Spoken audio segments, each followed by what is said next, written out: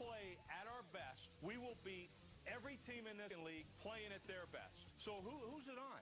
Whose shoulders does it fall on? Ours. Let's go get it. Welcome to JetsCentralRadio. Joe Caporoso. Extra, extra, read all about it. You can win anywhere if you can win here. And you ain't been nowhere if you ain't been here. Well, some hard years really in the game, man. Same place, different faces on the train, man. New York, New York. What's up, everybody? Welcome back to another episode of Turn on the Jets Central Radio Week 1 edition. It is finally here. We are 2 days out from the NFL kicking off with Denver and Baltimore, and we are only 5 days out from the Jets kicking off their 2013 season at home against the Tampa Bay Buccaneers, where they, not surprisingly, are currently 4-point underdogs despite being at home. The Jets, for the first time since 2000, I believe, heading into the 2006 season actually, are ranked 32nd in ESPN's NFL Power Rankings before the season starts. The worst team in the league, according to ESPN, of course, below Oakland, below San Diego, below Jacksonville. Expectations couldn't be lower, and, sometimes that ends up being a good thing. That certainly hasn't been the case with this team, the past few years, or Rex Ryan's first few years here, but it's, 32 out of 32. That turned my head this morning, but obviously you never want to put too much stock in those ESPN power polls. Tonight, we're going to be joined by Zig Fracassi, host of Sirius XM NFL Radio. We're going to talk a little Jets Bucks and a couple other Week 1 matchups that we want to keep our eyes on. Obviously, like I said, starting off this Thursday night with Denver and Baltimore. We'll touch on the other AFC East matchups. We have Buffalo taking on New England Week 1. Not sure if it's going to be E.J. Manuel or Jeff Toole under center. If you're asking who Jeff Toole is, that's a good question. And, we'll also touch on the Giants opening matchup with the Cowboys, as Zig has spent some time covering them as well. That will be on Sunday night in Dallas. This upcoming week, prediction-wise, check out the site tomorrow. Our entire staff is going to submit their season predictions for the Jets. Personally, I put mine out there this past Friday. I have them currently at 7-9.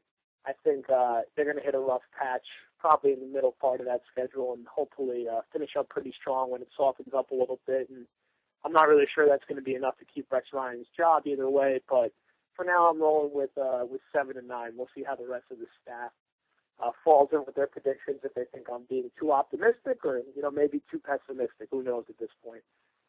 We've also already started our coverage, kind of previewing Tampa and how the Jets match up specifically with them. When we get out of our interview with Zig, I'm going to wrap up talking about a few more specifics on the Jets-Tampa matchup, where I think they could exploit some things and, where I think Tampa is going to give them some problems. I definitely do think it is a very winnable game for the Jets at home. For anyone complaining about the Jets being ranked 32nd in any of these preseason power polls, 3 of their first 4 games are very winnable. Home against Tampa and take on Buffalo and Tennessee after New England in Week 2. Go out and win. Go out and win, 2 or 3 of those games, and, people won't be ranking you, down at the bottom of the league anymore. So it'll be interesting to see if they're able to take advantage of a pretty manageable, start to their schedule. We're going to hop into our first interview now with Zig. So when we come back, we'll be with him. This is Darren Wall, quarterback of the New York Jets, and you are listening to Turn on the Jets Central Radio Show. Football fans, check out ProFootballCentral.com for all the latest NFL news and analysis. Also, check out the very popular Pro Football Central Radio Network for awesome NFL talk around the league. Go to ProFootballCentral.com. ProFootballCentral.com. We are back with Zig Fracassi, host of Sirius XM NFL Radio. Zig, thanks for taking the time to join us here before Week 1 kicks off. Oh, I appreciate you guys having me. Can't get enough football talk, believe me. Let's hop right into it with the Jets in Tampa at MetLife Stadium this Sunday. General impressions of that matchup and of the perception that the Jets are, coming into this year really as one of the 2 or 3 worst teams in football. Well, obviously the big storyline is going to be the return of Darrelle Revis, and all indications are that he will play in the game. So I'm sure the people who are Jets fans are going to, welcome him back probably with a lot of respect. I mean, let's face it, it's been one of the best corners in the game, and it may actually, some people would probably hope that Sanchez would throw a pick six to the guy because that's how bad it was. But, Tampa's a team that, let's face it, they've got some issues of their own. Is Josh Freeman thinking too much about his contract? Some issues for them on the offensive line where it just seems as though the Jets have issues everywhere. I mean, whether they ultimately go with Sanchez or even Geno Smith as the quarterback remains to be seen. I got to be honest. I could see them, maybe the Raiders, maybe in the Jags, of being in the top or below three, if you will, for the worst records in the NFL. I just see this team as a lot of dysfunction. Rex is, I don't know what's happened to him the last couple of years. I don't know if he's lost too much weight. He's lost his personality. Whatever's gone on, I don't like what I see from the Jets. Defensively, they're not bad. Offensively, other than Santonio Holmes, I don't know if I could name either their tight end or their pass catchers. So seems to be a lot of dysfunction on the Jets end of things, whereas Tampa has a little more going for them right now. Looking at a couple of other, week one matchups, around, let's say, in the AFC East, we have Buffalo and New England kicking off the year against each other. If you look at New England, they kind of get to start this season. They're going to get Buffalo potentially starting Jets, Tua quarterback, if PJ Manuel is still a little banged up. Then they get the Jets on a short week. In week two, likely with Geno Smith under center.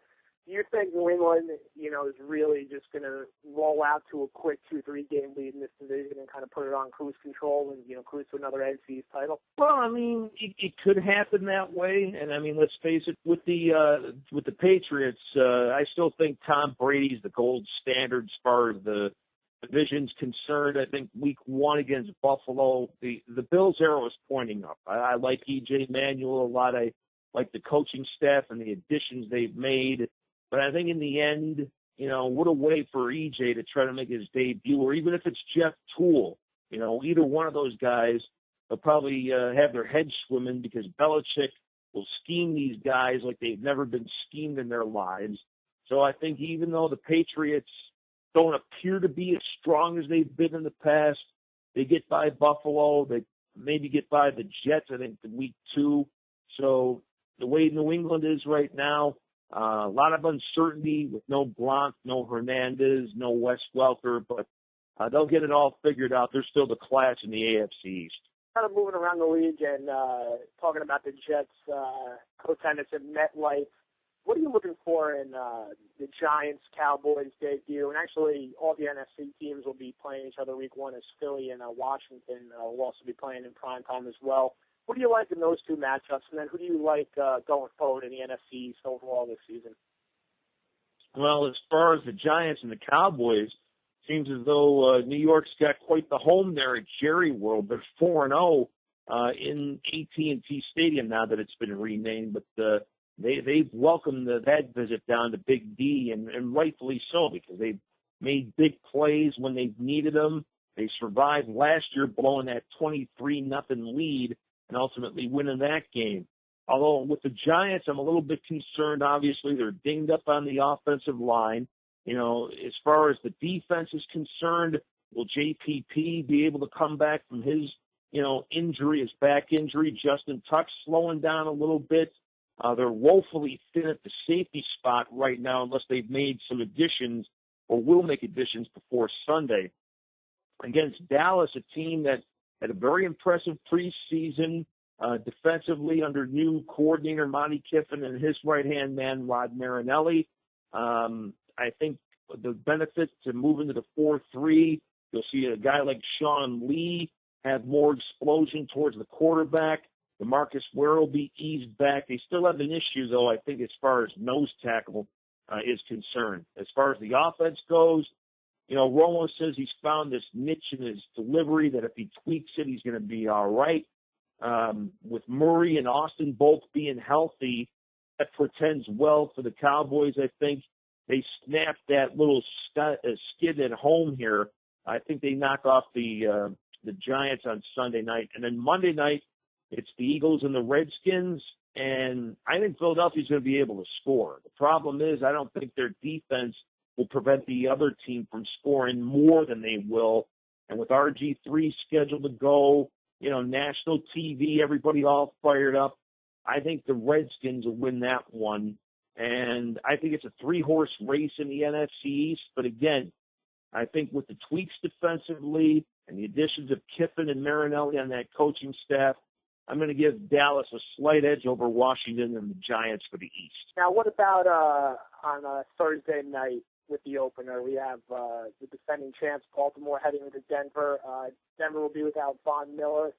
Do you like the defending Super Bowl champs on the road? Do you think despite, some of their losses this past offseason and almost kind of retooling on the fly, particularly on defense, they'd be able to go on the road and, grab, I guess what you could consider an upset in Week 1, considering how highly everyone's ranking Denver coming into the year?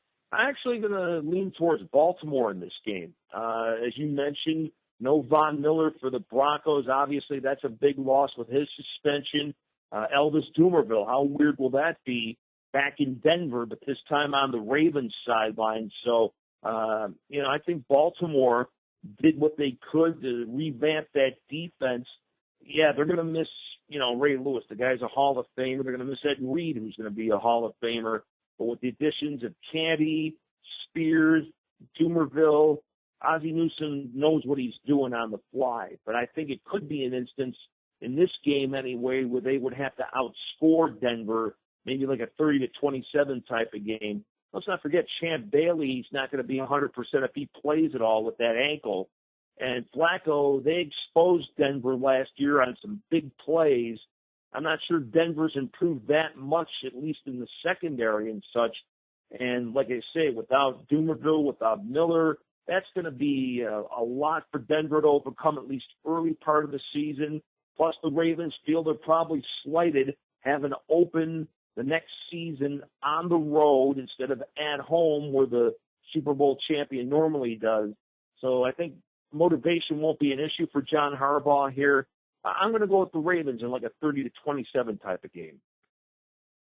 All right, and then finally, is there any other, matchups, under the radar matchups that you're really looking forward to this weekend, kind of outside of the, the prime time or any of the headline games? Is there any one that kind of jumps off the page for you?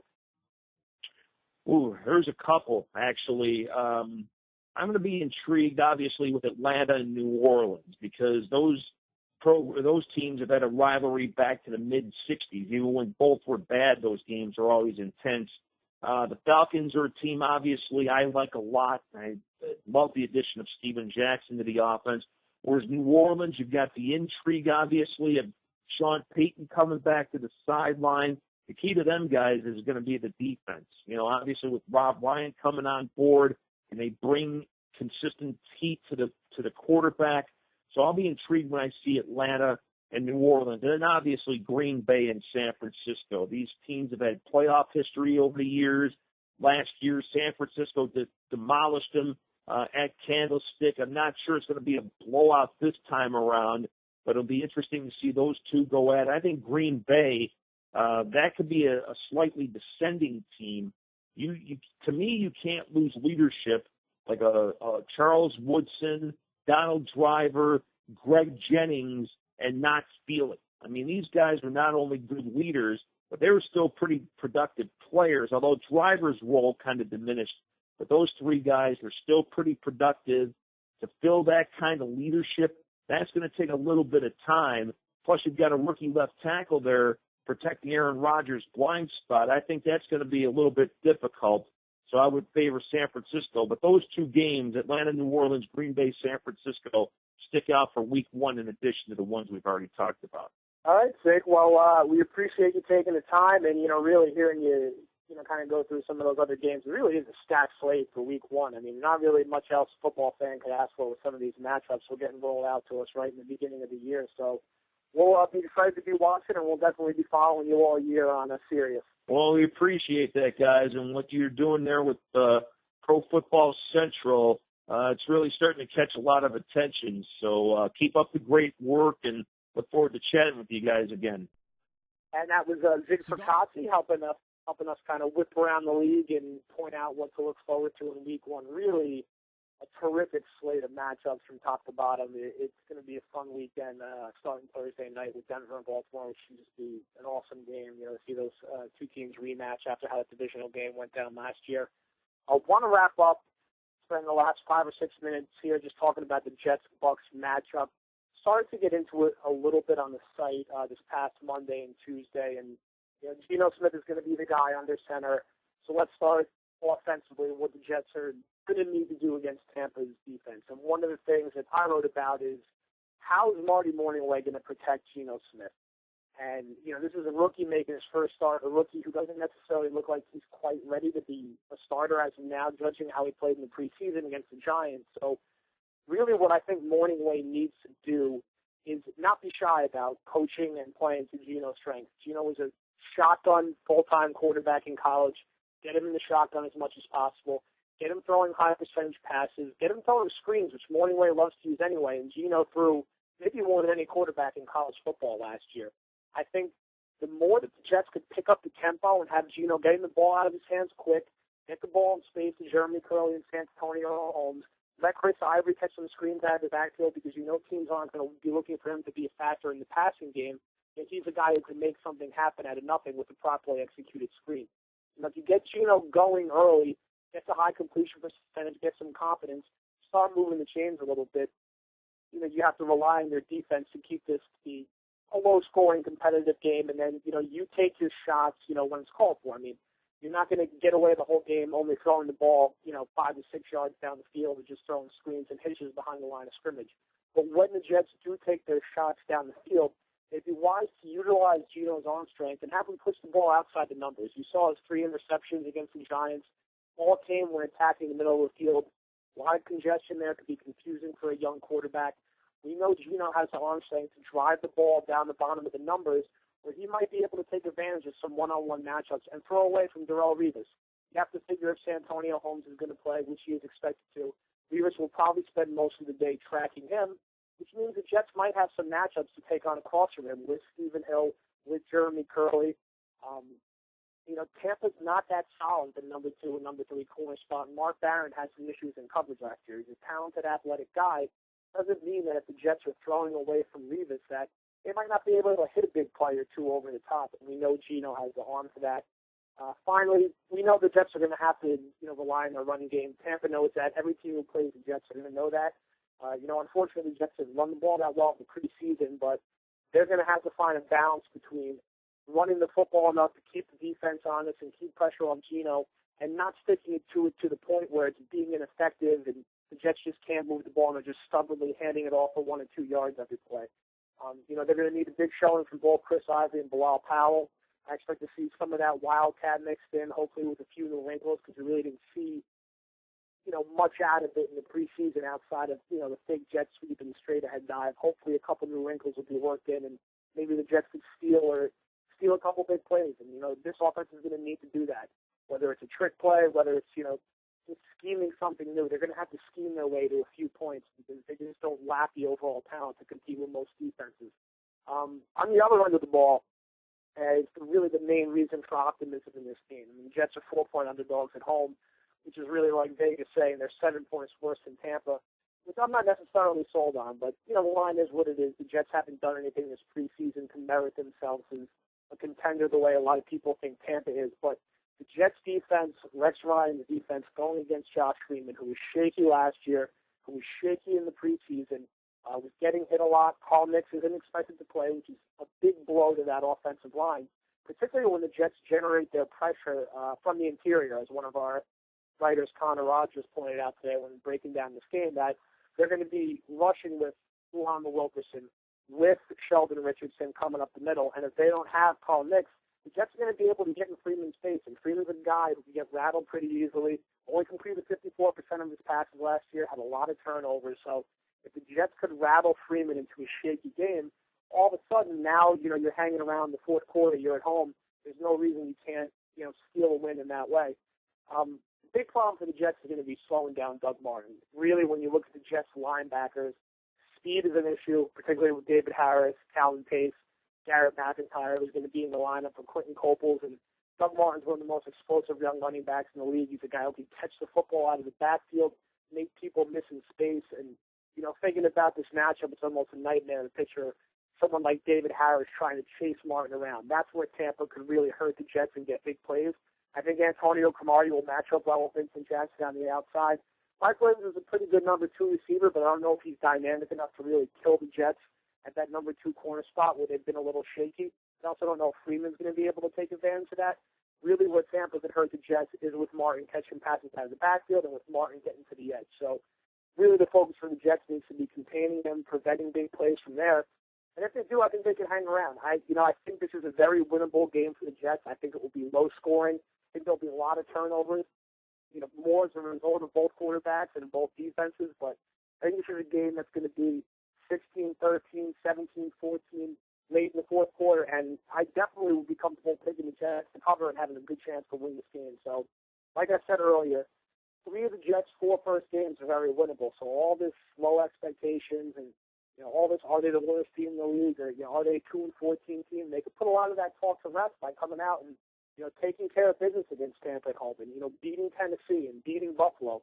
These are winnable games before they enter really the gauntlet of their schedule from week 5 to week 9. So, I would say there's no reason at all Jets fans should feel hopeless or feel down about their chances this week. You're at home, you're playing not that good of a quarterback in your building with a pretty good defense that. Rex Ryan is going to be rolling out. He rolls out a top 10 defense with every team he's been associated with every year he's been here with the Jets. So, I would not be shocked at all if the Jets walked out with a quote-unquote upset in week 1. Like I mentioned earlier, stay with us the next 3 days at TLJ. We're going to have our game predictions, our season predictions. Last week I already posted my 30 predictions for the season, but the rest of our staff will be posting up their predictions for the Jets' final record and a few other general predictions for how this season is going to go with the Jets in the AFC East. So definitely stay with us at turnthejets.com. Make sure you follow us on Twitter at turnthejets, and then we'll be back next Tuesday to break down what happens this Sunday and get you ready for Jets Pats, which will be next Thursday night. Thanks for listening, everybody, and enjoy the games this weekend. This has been a presentation of the Pro Football Central Network. For news, blogs, highlights, and more, log on to ProFootballCentral.com.